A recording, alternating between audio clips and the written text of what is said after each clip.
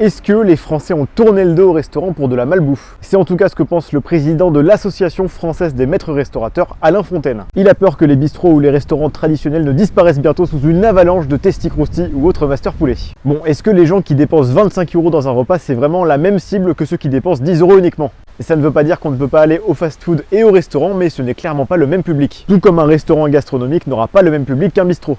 Donc l'un ne va pas empiéter sur l'autre et un testi-crousti ne va pas concurrencer notre bon vieux steak frites au restaurant, mais plutôt d'autres offres de restauration rapide comme McDonald's. Et la preuve, c'est qu'il y a une dizaine de jours, McDonald's a sorti 3 nouveaux menus, dont un à 5 € tout pile, en rognant sur la marge des restaurants. D'ailleurs, en parlant de McDonald's, le premier est arrivé en France dans les années 80. Et les restaurateurs avaient déjà tenu le même discours, à chaque époque sa panique alimentaire. Vous avez peut-être connu cette mythique affaire, José Bové contre le McDo de Millau.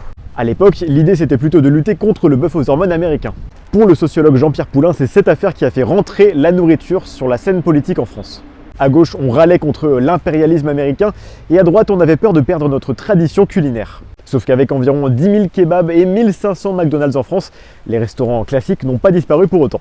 La preuve, les bouillons français traditionnels et pas chers n'ont jamais autant déchaîné les foules. Depuis 10 ans, on en voit partout, c'est un peu l'ancêtre en France de la restauration rapide, pourtant on y sert des produits de qualité.